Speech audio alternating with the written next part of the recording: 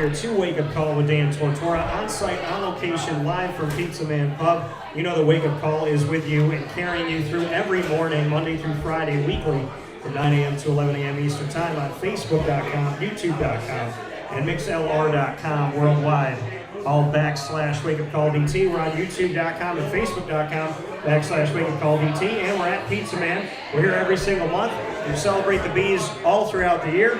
Coach Carl Sanfilippo and I have known each other for many years.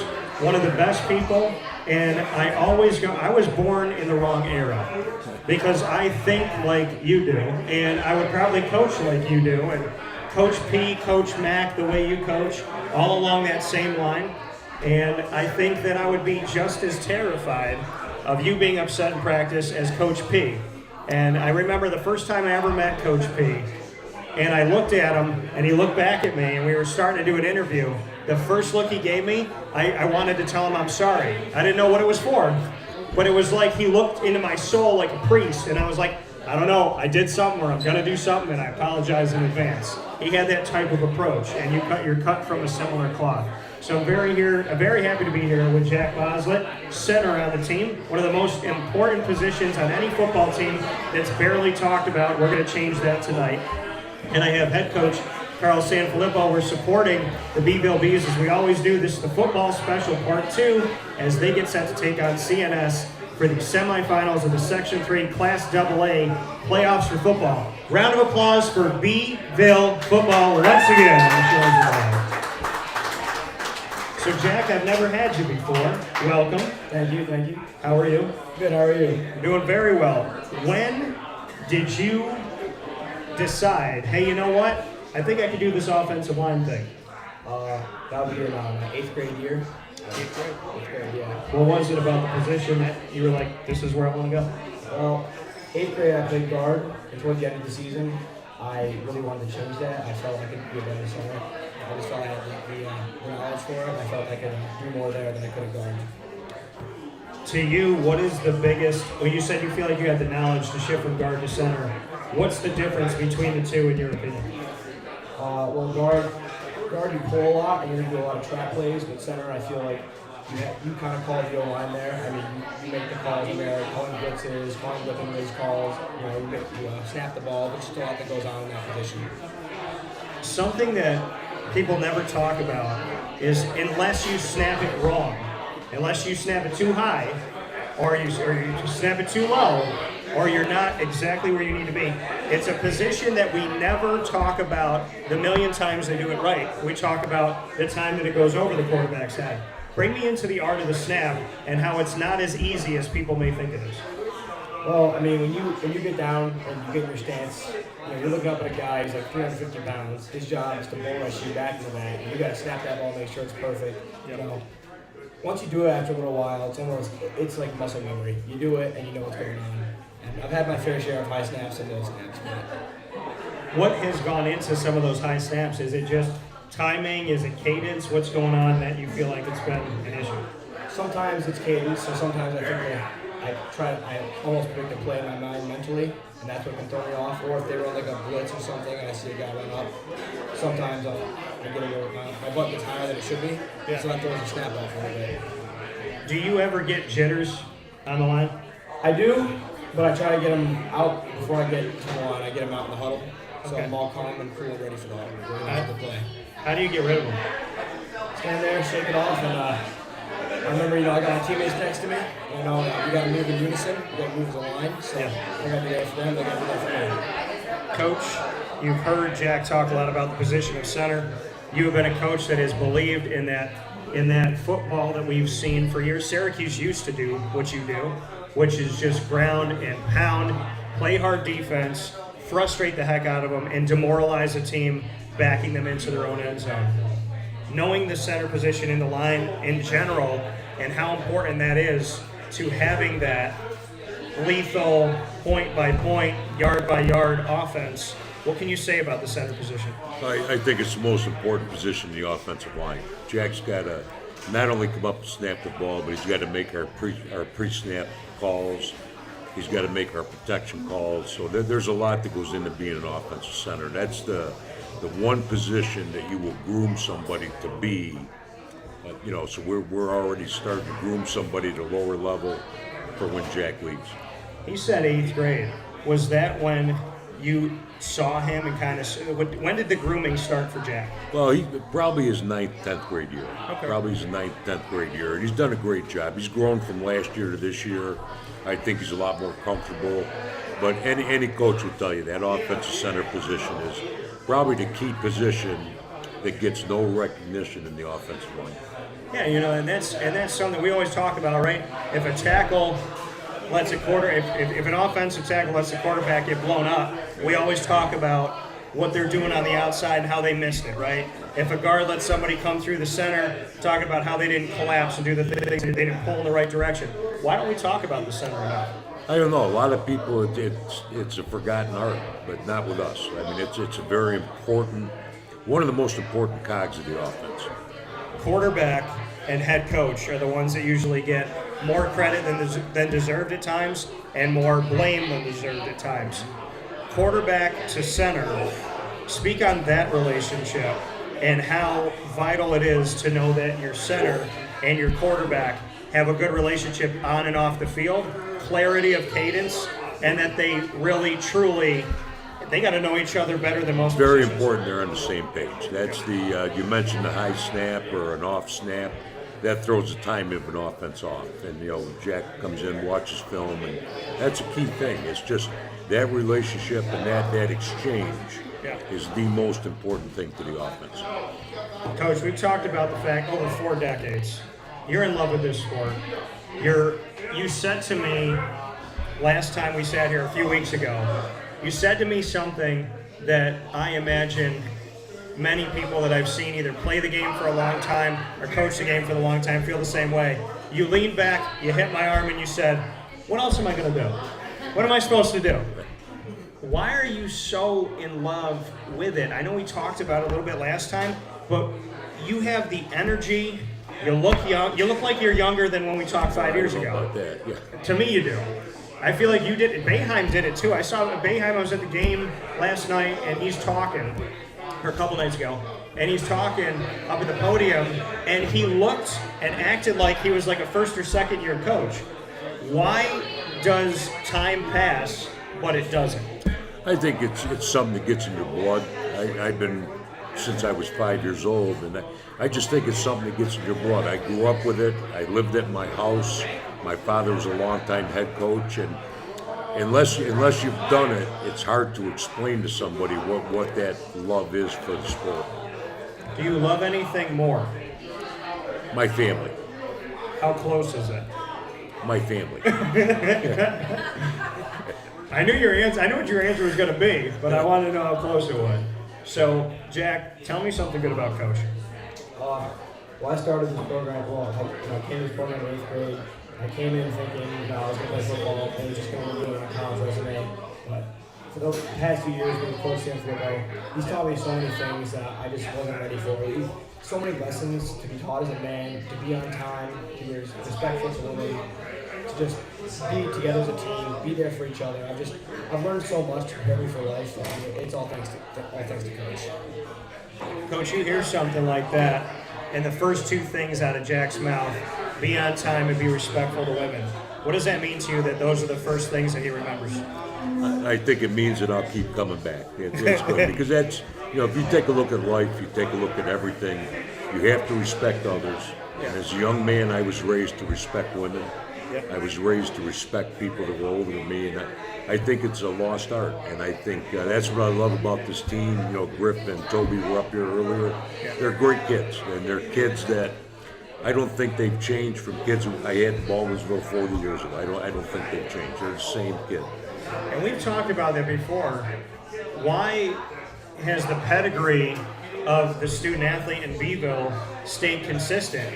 Do you blame the parents? I mean, that we've had like you said, you've had these kids that 4 decades ago, 3 decades ago, 2 decades ago, 10.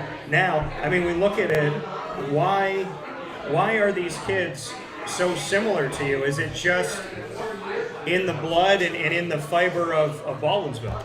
I think it's a community. It all starts in the community. It all starts at home. And I think the community of Baldwinsville, I think the parents are phenomenal.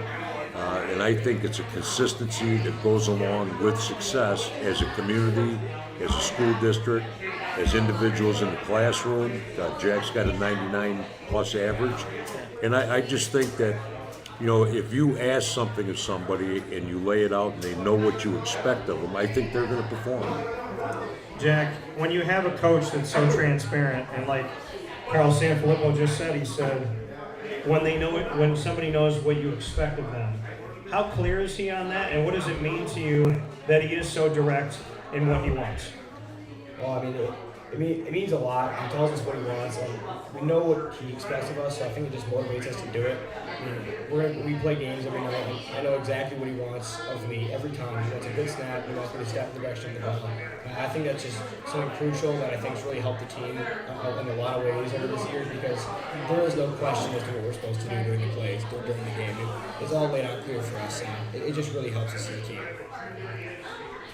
When you hear Coach talk about the fact that he thinks no matter what decade he's coached that the student athlete has remained the same, on the other side of it, what's made Coach Sanfilippo, in your opinion, relevant? Because they say the student athlete has changed. Some people think that it's, you know, social media, different things that have happened, NIL that comes up in college, that there's a lot of things around student athletes that have changed the student athlete. Why do you think Coach Sanfilippo continues to get his message through decade by decade? I think he continues to get his message through because the message he's giving is the most crucial one in life. You know, just everything he says and talks about is just it all plays a major role when we get older. I mean, you know, one of the main things is being respectful. That's just a crucial life lesson you're going to learn growing up. And I think in today's time, especially, we don't have a lot of that, like just respectfulness towards others and just, you know, treating people right. You know, being a good, like overall being a good person. And I think like playing football, it instills those life skills in us. And I just think that's why Coach has been able to keep doing what he's doing, is just because people want to come to play for him just because of it. It might not even be for the other game, it's just to learn life lessons from him. You hear one of your student athletes say, people may not even want to come to play for you for the game, but more so to learn life lessons. After all these years, what does that mean? So it means a lot. It really means a lot. And I think that if you take life into football, what do people want? They want to belong to something. They want to be respected. They want to count. Yeah. And I think that's what a good program will do. And I think the other part of it, Dan, is that I'm no better than they are. And I'm the same as they are. I make mistakes, and I own it when I make a mistake, and they own it when they make a mistake. And I think there's a lot of equality when it comes to player-coach relationship. Toby, Griffin, Jack have all come up here and said the same word, respect. Bring me into where this world is today and where you'd like it to be when you're one of the people teaching respect. Well, when you look at the outside and you watch the news, you look at everything that's going on, I think that 95% of our problems could be solved if people respected each other. And if they understood that we're not all the same, we do have differences. And I think we just respect somebody for who they are and what they are. And they respect us for who we are and what we are. And I think a lot of our problems will be gone. Tell me something good about Jack. Jack is just a great kid. He works hard. You know, he's a kid that I said in the coach's office the other night, if you look at our look team, which would be CNS's offense, Yeah. Jack doesn't take a break. He takes every snap on the look team. When we have other kids who could take it, he takes every snap on the look team. He's always trying to make himself better. And that, to me, is a direct reflection of what his GPA is, what he's going to make of himself when he goes to college. It's all intermingled. It all means something to the end result. Why don't you take a play off? I just feel like every play I did, I make myself better for the next game. Coach says you got almost 100, right? 99 plus. Why are you so good in the classroom, and why are you so passionate? Well, I really try to focus on the classroom. I think today it's crucial to learn a lot from teachers. I feel like they don't get the respect they deserve when it comes to learning. One passion I have is I want to go to med school and potentially be a pediatrician. Can we clap that up? So with that comes a lot of hard work in the classroom and in other areas such as football. So. I feel like I want a volunteer coach on your team. If you get to talk with these guys. I mean, seriously, and I'm not saying this to you or to Griffin or Toby or anybody else that's been up here. When people talk about your generation, a lot of the times it's negative. Then I sit here next to you, and honestly, you're the type of kid that if I had a daughter, I'd want her to date. You're the type of person that I would want to be friends with, and you've earned my respect sitting here for a few minutes. So I do want to let you know, thank you for being here. So before we get to rapid fire, we got to talk about CNS. Last game at CNS didn't go the way you wanted it to go, 41-19, close in the first half, and as you heard Griffin say, unraveled in the third quarter. How do you prevent it this time around? What have you learned? I think a lot of it is mental mistakes. You know, you go out there, we're gonna execute this time. In the last game, we didn't execute. We had missed blocks, we had fumbles, and that's gonna kill a team. But when we go out there this time, we're not gonna let that happen. We're gonna make sure we have ball security, the O-line. We're gonna move as one. We're gonna step as one. We're gonna hit as one. There's gonna be no miscommunication. If it's a down block left, everyone's gonna be stepping left. And we ensured that this week. What do you think, as you heard your teammates talk about having that loss so early in the season, good or bad to you, and why? I think it's great for us. It's an extra motivator to get us going. I mean, this game, it's go big or go home. And there's not a single person on our team right now that wants to go home. So this game is going to be huge for us. Coach, you and I talked about it's pretty simple in any walk of life. Minimize mistakes, right? Don't turn the ball over. Don't give extra possessions. In a team that if you are running the ball successfully, you can kill the clock. I've seen teams like Wake Forest do it. I anticipate Pittsburgh to do it. Notre Dame could have done it the entire game against Syracuse, and they probably would have had the ball for about 42 minutes if they wanted to. So minimizing mistakes in the offense you have that can eat so much clock. Bring me into what you learned from the CNS game and how you utilize your strengths going forward. Well, I think you're going to see a multiple offensive looks for us against CNS. But I think the biggest thing is take care of ourselves. I mean, I'm not really concerned about CNS. I'm concerned about us, like as Jack mentioned, taking care of ourselves, stepping with the correct foot, not putting the ball on the ground, no senseless penalties, just taking care of ourselves, because that's one thing that we can control. I know any penalty is debilitating, but are the false starts, the issues in somebody moving on the O-line, is that like the most egregious party foul, so to speak, when you look at it? Well, that, I think, defensive offsides with less than 5 yards to go for a first down, I think is the worst one you can have. But yeah, it's, you get a penalty, and then all of a sudden now you're behind the stakes, and that makes a big difference. So we want to take care of ourselves, take care of the things that we can control. Why do you think the team is better right now, your team? And what is it about?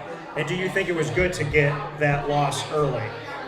Well, never good to get a loss, but if you're going to lose, early is the time to lose.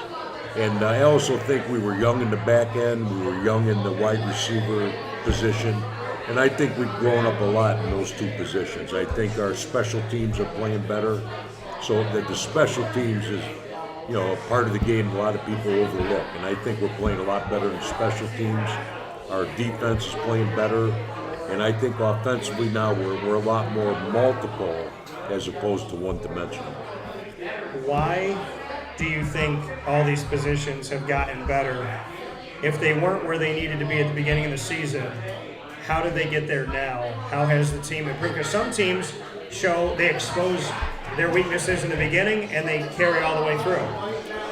Why has this team gotten better? Well, they're good kids and they've been willing to learn. Our coach has done a great job with them. Coach Tomasky, Coach Wellman done a great job in the back end and on the receivers. And again, they didn't have a lot of playing experience coming into the season. Now I think they have that experience, along with the coaching, along with the fact that they're willing to learn. And I think you're going to see a big difference. You talked about your offense opening up. We've talked about it before too. They know you as a ground and pound, but you've talked to me multiple times about we're going to do different things. Yeah. what's in the water in Central and Upstate New York that Jim Boeheim wants to play man-to-man and you want to open things up? No, it's just, we got a bad rap, or we continue to get the rap from when I first came here. When I first came here, we came with a philosophy. We were going to build everything on strength and power. Yeah. And, we've expanded, and I think you're going to see tomorrow night, you're going to see a little bit different team. And I've asked my questions accordingly that we don't give anything away. So, Coach Klein and you have known each other for a while. What can you say about Dave Klein at CNS and your relationship off the field? Well, I'm very close to Coach Klein.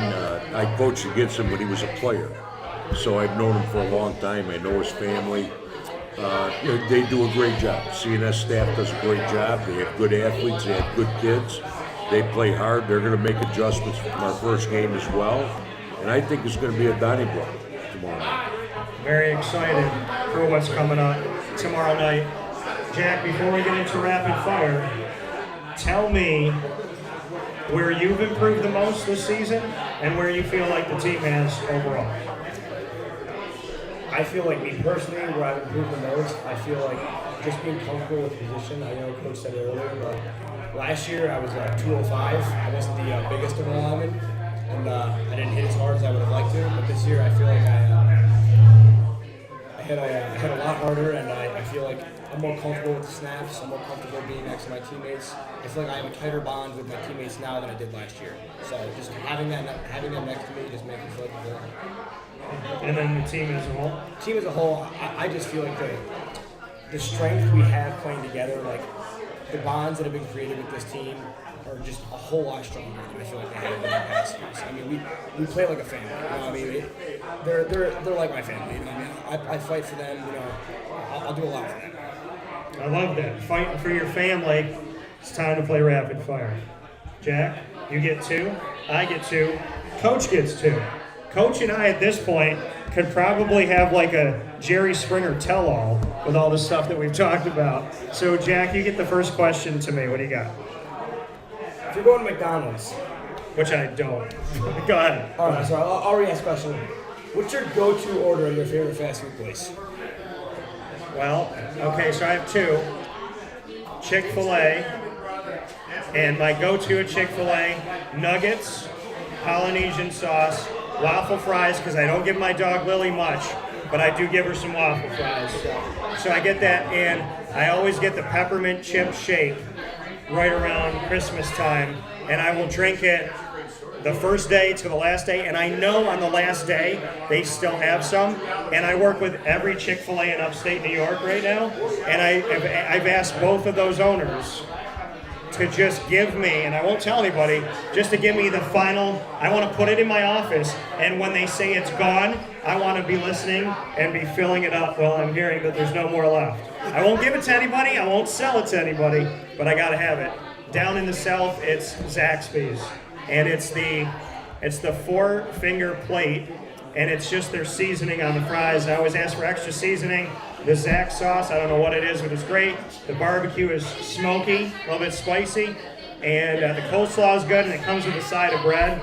It's very healthy, doesn't make you gain weight, but it's so good. So every time I go down to Florida, I go to Zaxby's, so I'd say that. My first question for you, all right, let's stay with food, Jen.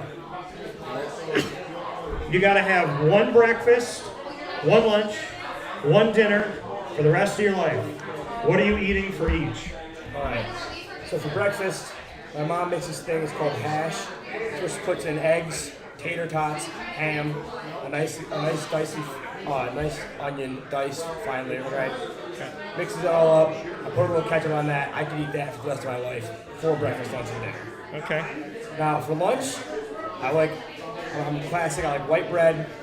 I like bologna, Swiss cheese, lettuce, and mayonnaise. I think that's one of my favorite meals in the whole world. It's just eating that. All right. For dinner,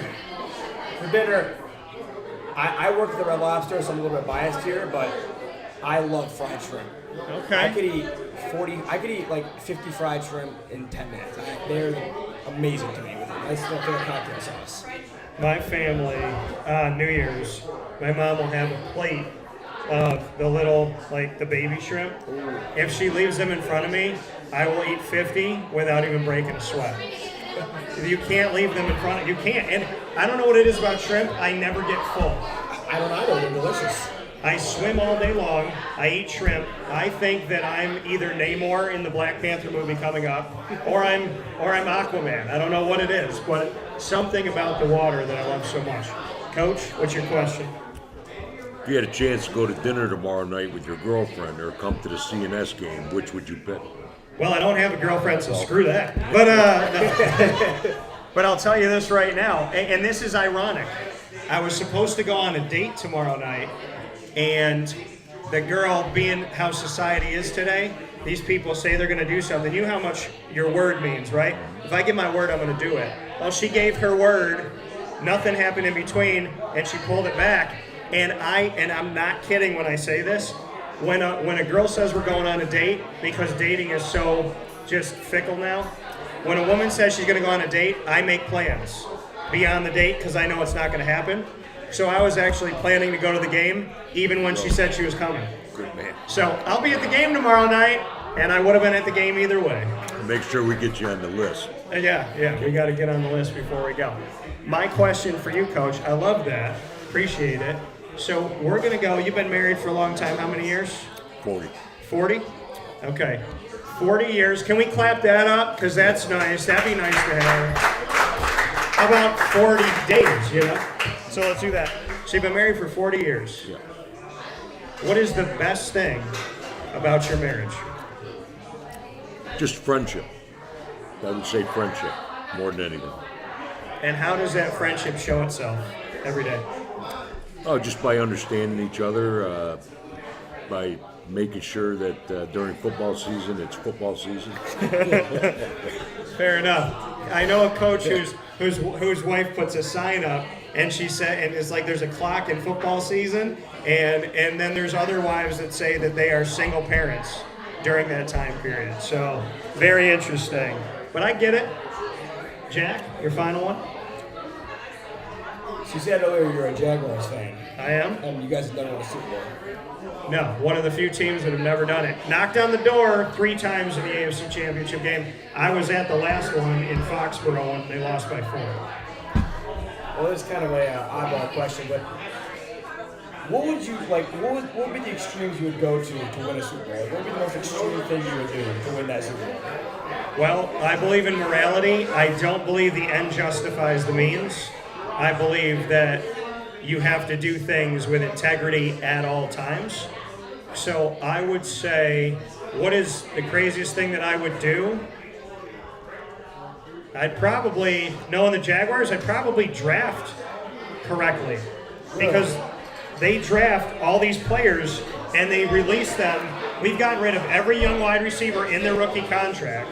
Like literally, if you look at the Jaguars, the last time they made it to the AFC Championship, they didn't have any players from 6 years of the draft.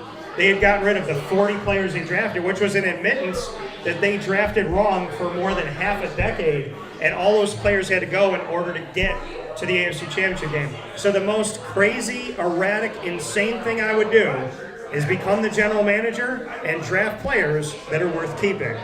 That's what I would do. All right, Jack. Let's go to the world of music, and let's try to stay away from Taylor Swift.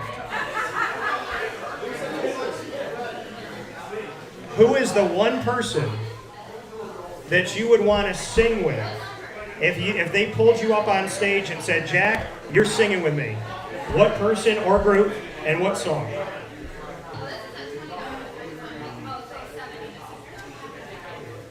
I think if I had to pick one group I'd have to sing with, would be One Direction. Okay. It'd be so much boy band and pop music.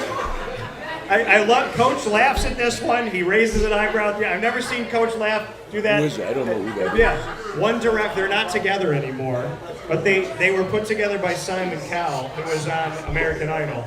All right, go ahead. One Direction. I think Coach and I are gonna get up. No. Go ahead. I get the song name, but it's like I think it goes. That's what makes you beautiful. Okay. I would love to sing that with him. All right. I would love to sing that one song with him. One Direction and Taylor Swift. Interesting. All right, Coach, what's your final one for me? All right, if you won that $1 billion lottery, Yep. how much would you donate to the program? To your programs? Well, I believe in building up the community, and so I would definitely look at what you think you need most, and would I be allowed to put my name on it? Absolutely. Yeah. Then we would look at what facility-wise, what would you like to do? A field house. A field house? All right. So I would donate a field house. That's what I would do. So if I win, what is it, 1.2, more than that now? If I win it, you're getting a field house. How about that? All right, Coach. We've known each other for a long time. How would you describe me to someone who doesn't know me? I would describe you as a gentleman with a huge heart, a gentleman that's a good friend, and a gentleman you could trust. That's very nice of you. Thank you, Coach. Appreciate that. That was really nice. See? Good guy here. Worth playing for. Why didn't I know you when I was in high school? I would have come out here and blocked my tail off. So would have done whatever I had to do. They wanted me to play running back. I was 5'5". They said, you need to gain 100 pounds, and I went like this. I was like, where am I going to put it? Maurice Jones-Drew is what I would have looked like, because we're the same height. I saw him. He's a tombstone. He's built like this. His arms are like flippers on the side. I'm like, I could never, but he was so agile. Such a good running back. And really appreciate him. So with that being said, Jack, you've been a treasure. Jack Boslet here. Head coach Carl Sanfilippo. BVille Bees, go and support them. I'll be there, date or not, to see Baldwinsville go up against CNS at CNS for the semifinals of the Section 3 Class AA. And I can't wait to see this game. Support your Bees, support Pizza Man, support Wake Up Call. It's all cyclical. We love you. We appreciate you. Be safe, respect each other, respect differences, and have a good night. Give them a round of applause one more time.